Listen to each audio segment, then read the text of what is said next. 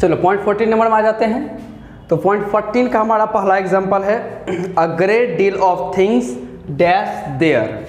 Second example है हमारा a great deal of time dash lost. Number third plenty of apples dash on the table. और last है आपका plenty of water dash in the glass. Option सबके सामने रख दिए गए हैं, is are, was were, is are. Answer अब आपको क्लिक करना है। तो चलिए देखिए तेजी से क्लिक करके, ज़्यादा टाइम मैं नहीं दूंगा। ओके,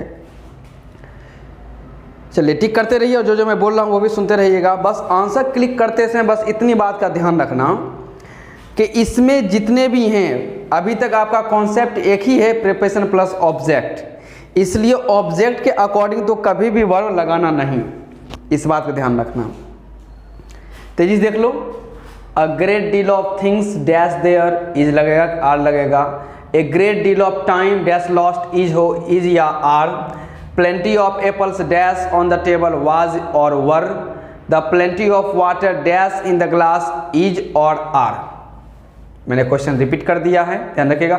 और बनाते वक्त क्वेश्चन रिपीट जरूर करते रहें, ध्यान रखिएगा। थोड़ा रीडिंग स्किल पे भी काम करना है, तो धीरे धीरे सारी बातों का शुरुआत होगा।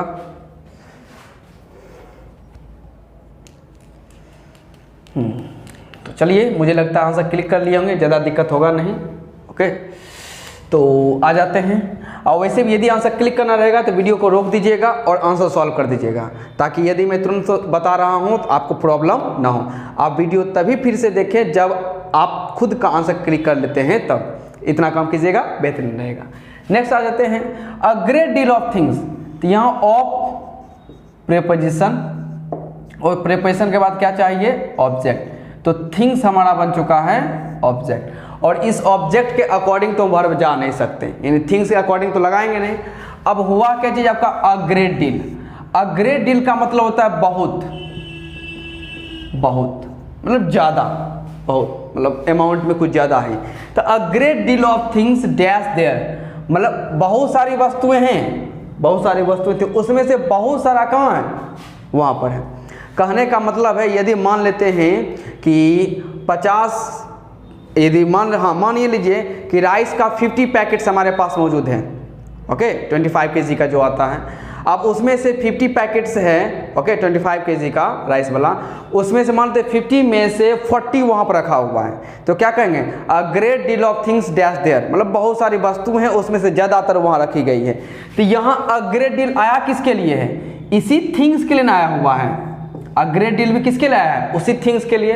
तो यानी कि यह नाउन के लिए आया है। ये थिंग्स आपका क्या है, ऑब्जेक्ट के रूप में ये नाउन है ना, और नाउन के लिए आया है, तो यानी यह क्या बन जाएगा, प्रोनाउन। एक ग्रेट डील क्या हुआ, प्रोनाउन, क्योंकि ये आया किसके लिए है, इसी थिंग्स के लिए। और नाउन के लिए जो आता है उसे क्या कहते हैं, प्रोनाउन। अब प्रोनाउन जो है यह देखते हैं इसी को कह रहा है, तो थिंग्स प्लुरल है, थिंग्स क्या हो चुका है, प्लुरल। तो आपका अ ग्रेट डील भी क्या हो जाएगा, प्लुरल। और जब आपका यही अ ग्रेट डील प्रोनाउन है और साथ साथ में कहिएगा यह सब्जेक्ट भी है, तो यानी कि यह सब्जेक्ट कैसा हो चुका है, प्लुरल सब्जेक्ट हो चुका है। जब सब्जेक्ट प्लुरल है तो वर्ब भी क्या होगा, प्लुरल होगा, यानी कि यहाँ क्या लगेगा, आर लगेगा।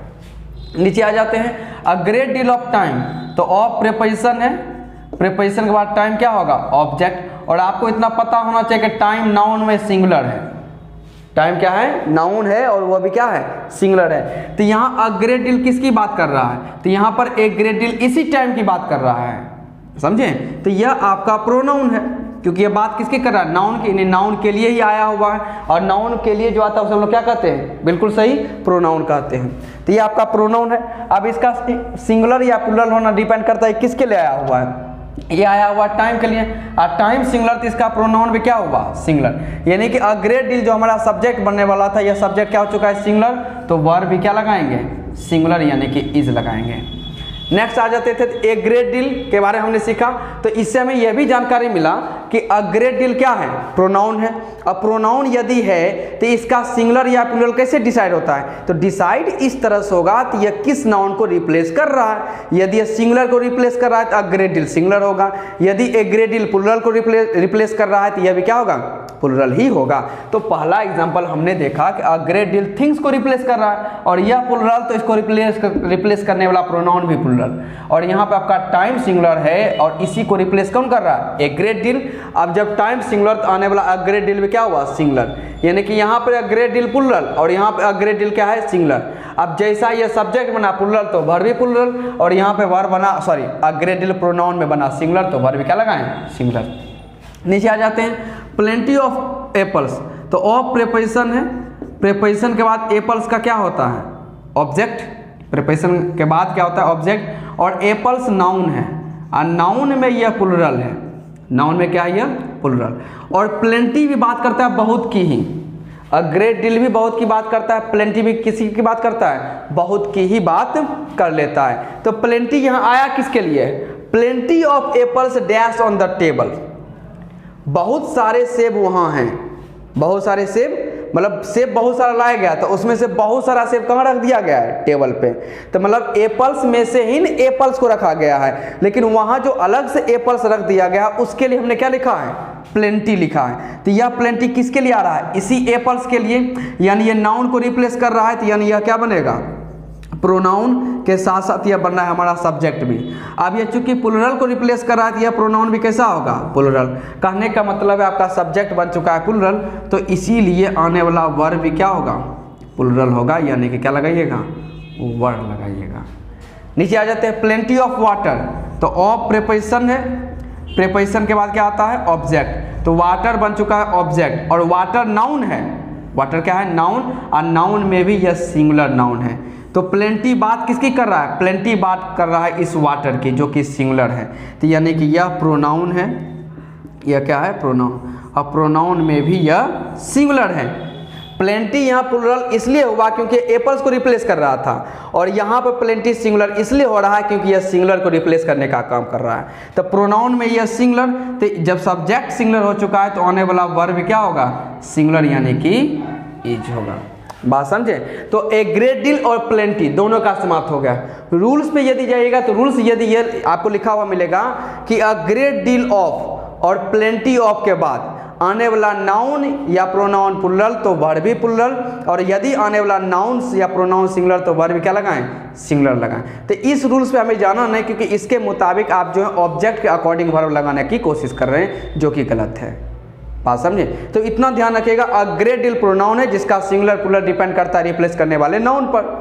और आपका ध्यान रखिएगा, प्लेंटी भी आपका प्रोनाउन है जो इस पे डिपेंड करता है कि वह सिंगुलर होगा कि प्लूरल, कि वह किस नाउन को रिप्लेस करने के लिए आ रहा है।